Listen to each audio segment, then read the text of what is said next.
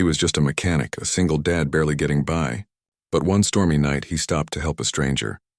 A woman trembling in the rain, whispering, "Please, don't hurt me."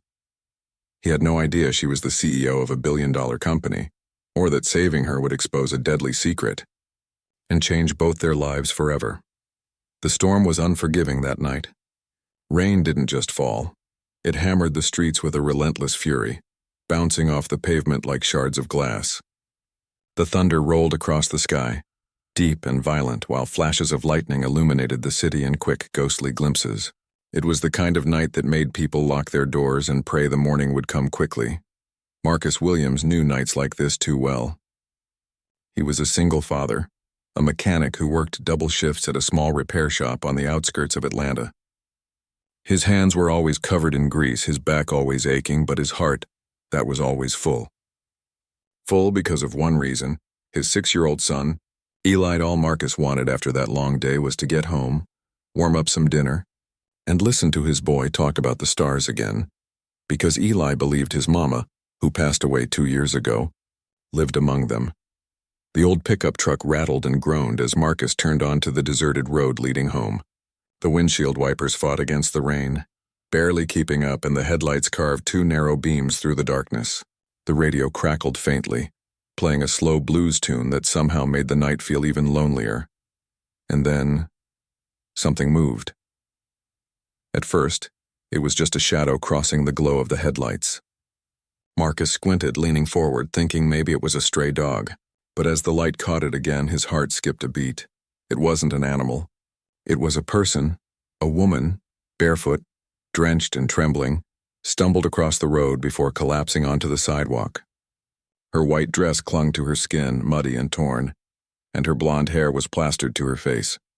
She was breathing heavily, crawling, her hands scraped and bleeding. Marcus's instincts took over. He slammed the brakes, the tires screeching across the wet pavement as the truck skidded to a halt. Without thinking twice, he threw open the door and ran into the storm. "Hey, you okay, miss?" he shouted, his voice almost lost in the roar of the rain. The woman looked up, terrified, wild-eyed. She flinched, backing up against a brick wall as if expecting him to attack. "Please," she cried, her voice shaking. "Don't hurt me, I can't walk." Her voice cracked halfway through the sentence. Marcus froze where he stood, raising both hands slowly to show he meant no harm. Hey, it's okay," he said softly, his voice calm and steady despite the rain drenching him to the bone. "I'm not gonna hurt you, all right? I just want to help." The woman's chest rose and fell rapidly. Her lips were blue from the cold, her skin pale under the flickering streetlight. For a few seconds, neither of them moved.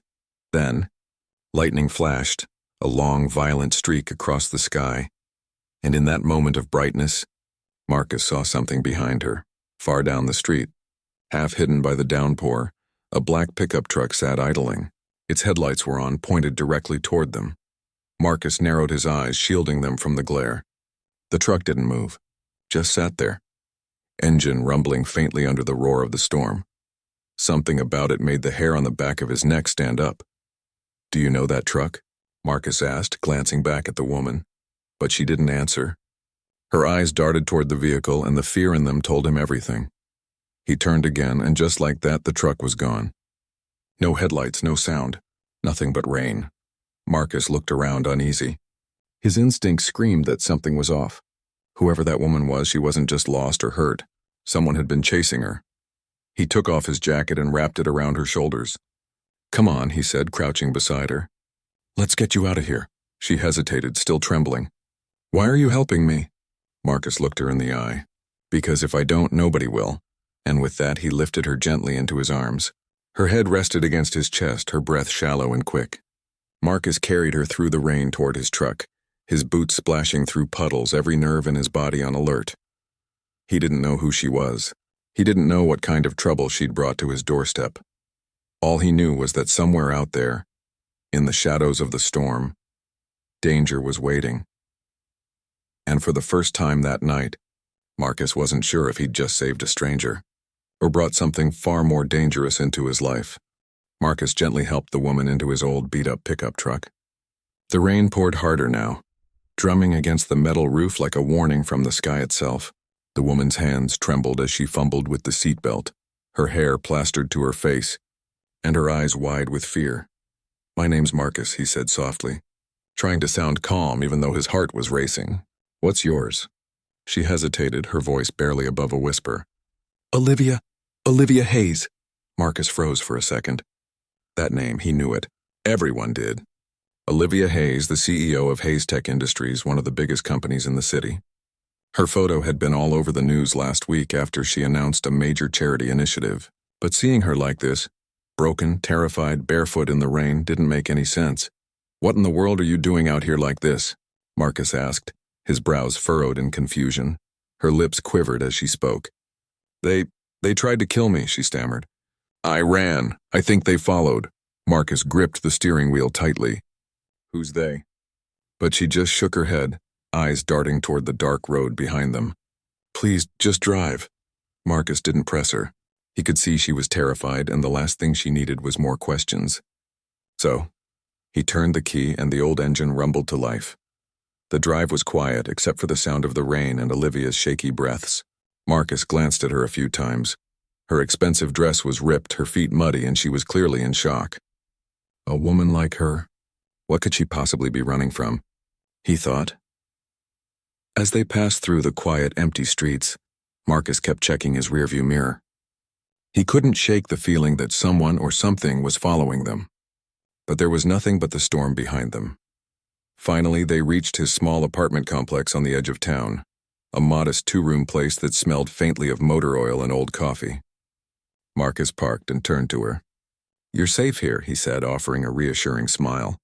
"Let's get you inside." She hesitated, but then nodded weakly. He helped her out of the truck and guided her to the door. She limped slightly, clutching his arm for balance. Inside, the warmth of the apartment wrapped around them.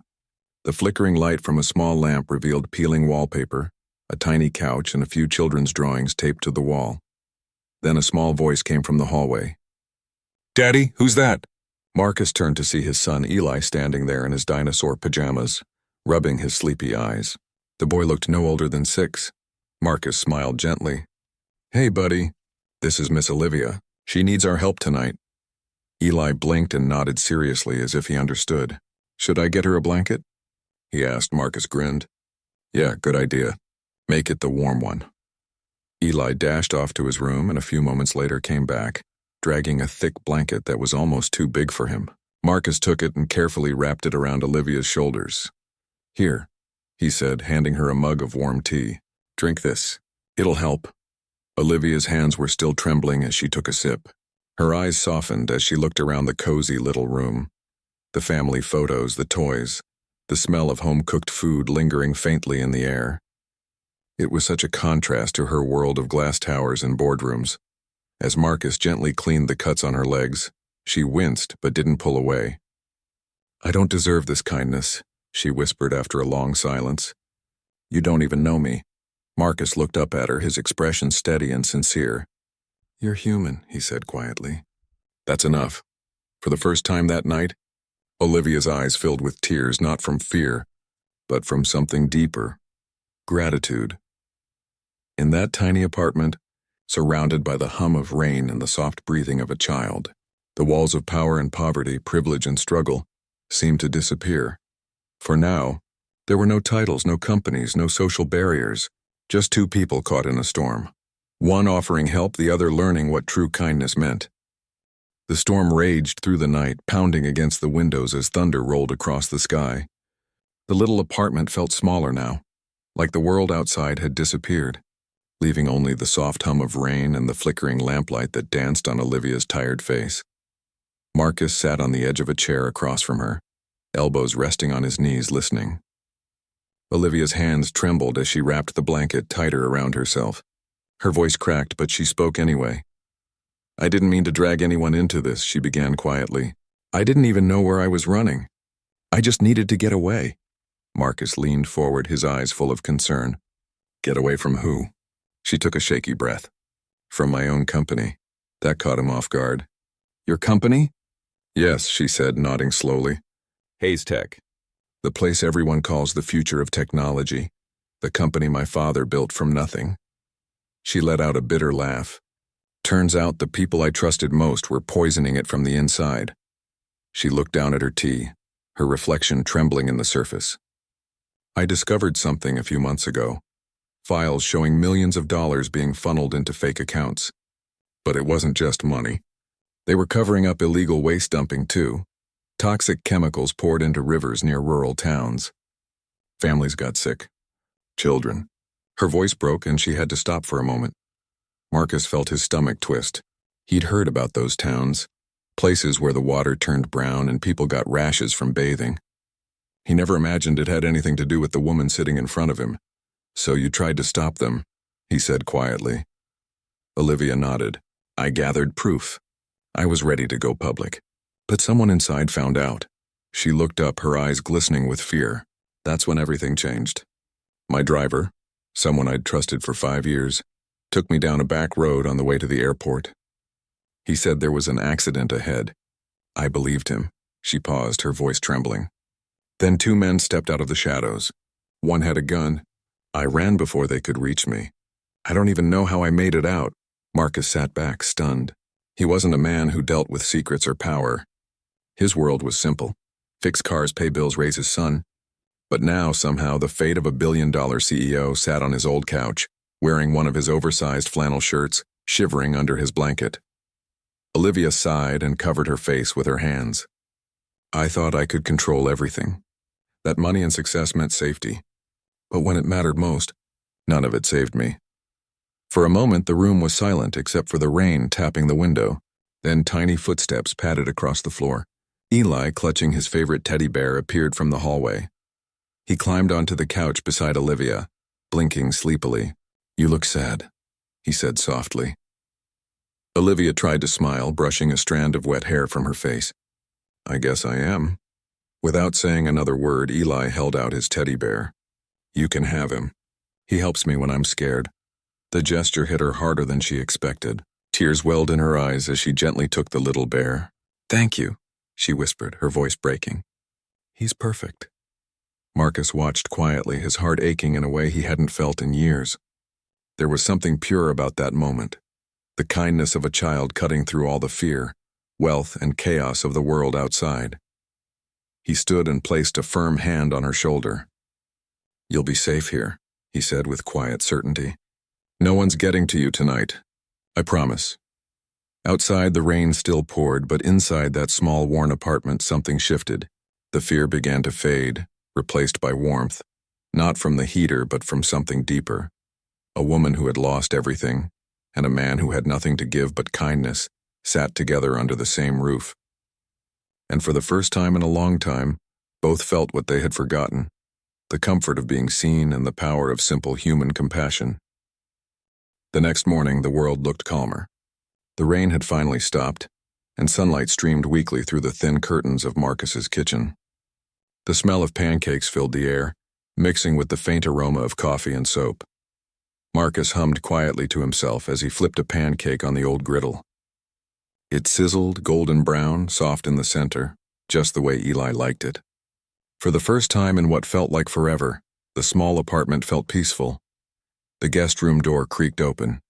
Olivia stepped out, her hair brushed, her face still pale but calmer than the night before. She was wearing one of Marcus's old shirts, a faded blue one with Williams Auto Repair stitched on the front pocket. It hung loosely over her frame, sleeves rolled up, but there was something grounding about it. "Morning," Marcus said, smiling. "You look better." She gave a faint smile back. "I feel better. I can't remember the last time I slept through the night." He poured syrup over a short stack and slid the plate toward her. "Try these. My secret recipe, passed down from my grandma. Well, not so secret. Just a lot of butter." Olivia laughed quietly for the first time. She looked around the small apartment, the chipped coffee table, the family photos taped to the fridge, the toy cars scattered near the couch.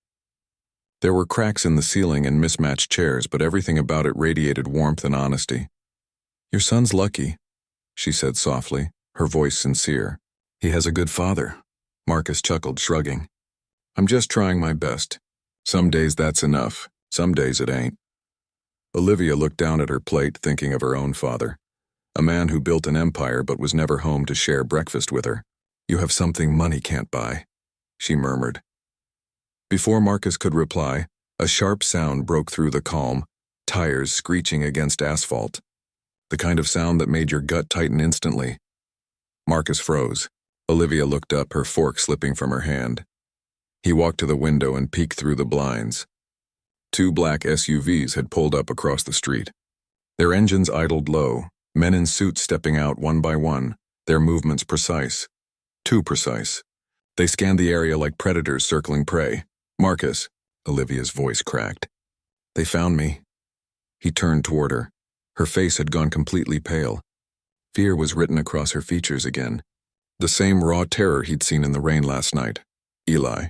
"Honey," Marcus said, forcing calm into his voice. "Go to your room, now." The boy obeyed instantly, clutching his teddy bear as he ran down the hallway. Marcus's heart was racing, but his mind stayed sharp. He reached for his phone, dialing a number he hadn't used in years. Come on," he muttered under his breath. The line clicked. "Marcus, been a while," said a rough voice on the other end. "Carl, it's urgent," Marcus said quickly. "I need backup now. 2 black SUVs outside my place. Now it looks like corporate muscle, maybe armed." Carl didn't hesitate. "Sit tight. I'm sending units." Carl was a retired cop who still had friends in the force. Good friends. Within minutes, the sound of sirens echoed down the block. Blue and red lights flashed through the curtains as police cars surrounded the street. The men in suits panicked. Some tried to flee. Others raised their hands, realizing they were outnumbered. The officers moved fast, guns drawn, commands shouted. One by one, the suited men were disarmed and cuffed against their SUVs. Olivia watched through the window, trembling. "Those faces. I know them." Marcus looked at her. "Who are they?" Her voice shook. "They're from my company. My own security detail." The words hit like thunder. "You mean?" "Yes," she whispered. "The same men who were supposed to protect me. The ones who tried to kill me." Her breath came out shaky and she covered her mouth, tears spilling over. The betrayal was written all over her face. The realization that power and money had turned her world into a battlefield. Marcus placed a comforting hand on her shoulder. "It's over now," he said quietly. "You're safe." But deep down he knew this was far from over. Whoever sent those men wasn't finished, and Olivia's story had only just begun. As the police led the men away and the sirens faded into the distance, Olivia turned to Marcus with trembling lips. "You didn't have to risk all this for me." He gave her a small smile. "Maybe not. But sometimes doing the right thing means standing up, even when it ain't your fight." The sunlight finally broke through the clouds, casting a warm glow across the small kitchen. The pancakes had gone cold, but somehow breakfast had never felt more real. A few days later, the world finally caught up with what had happened in that tiny apartment. The morning news flashed the headline across every major channel. "CEO saved by local mechanic. Corporate scandal exposed." Reporters swarmed outside. Olivia Hayes' office, microphones raised, cameras flashing. Her face, once the image of wealth and control, now looked softer, grounded, human. And when they asked how she survived, she never hesitated. "A single dad named Marcus saved my life," she told them, her voice steady but warm. "Not because of who I am, but because of who he is." The word spread like wildfire. Within hours, social media was flooded with posts praising the unknown mechanic who risked everything to protect a stranger. Hashtags like "On the Mechanic Hero" and "Where Marcus and Eli" trended nationwide. But Marcus didn't chase the spotlight. He went back to his small repair shop, working the same long hours, tightening bolts, wiping grease off his hands. That's who he was, a man who kept things running no matter how broken they seemed. Meanwhile, Olivia took the stand in court. Her evidence, emails, ledgers, and secret recordings brought down several top executives at Hayes Tech. The men who had tried to silence her were sentenced to prison. The world watched as one of the city's most powerful companies was reborn, this time under the leadership of a woman who had nearly lost everything for telling the truth. When the dust finally settled, Olivia began rebuilding. She changed the company's motto from innovation for profit to innovation with purpose. She sold off the private jet fleet, increased employee wages, and created programs for underprivileged families. But there was one person she hadn't forgotten, Marcus Williams. One quiet morning as sunlight poured into his kitchen, Marcus sifted through his mail. Bills, flyers, junk, then one elegant white envelope with gold lettering. No return address, just his name written in perfect cursive, Marcus Williams. He frowned, tearing it open. Inside was a handwritten note. For every person who's ever been overlooked, underpaid, or underestimated, you reminded me what humanity means. Thank you. Olivia, under the note was a check and a job offer. Marcus's eyes widened.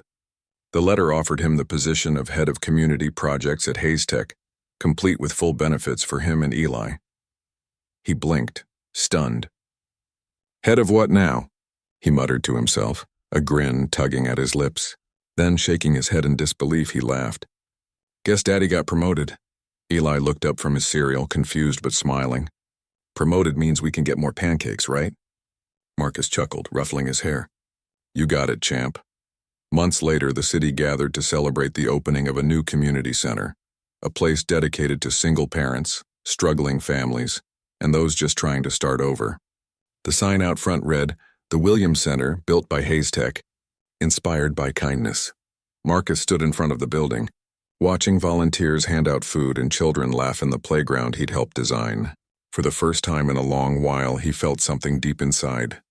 Peace. A familiar car pulled up. Olivia stepped out, dressed simply in jeans and a blazer, a far cry from the corporate armor she once wore. Her smile was genuine as she looked around the center, eyes glistening with pride. Looks even better than I imagined, she said. Marcus shrugged modestly. Told you I could fix more than engines. Just then, Eli ran up to her, clutching the same teddy bear he'd given her that stormy night. I kept it safe for you, he said, eyes shining. Olivia knelt down, touched by the sight. You did more than that, Eli, she whispered, hugging him gently. You helped save me. Marcus watched them, hands in his pockets, smiling quietly. Outside, the rain began to fall again, soft this time, like a gentle reminder of everything they'd endured. Because some storms come to destroy, but others wash away the pain, leaving the world cleaner, brighter, new. Olivia looked up at Marcus and he nodded. No words were needed. Because sometimes heroes don't wear suits or capes. Sometimes they wear grease-stained shirts and carry the heart of a father. And in that small corner of the world, kindness had rewritten destiny.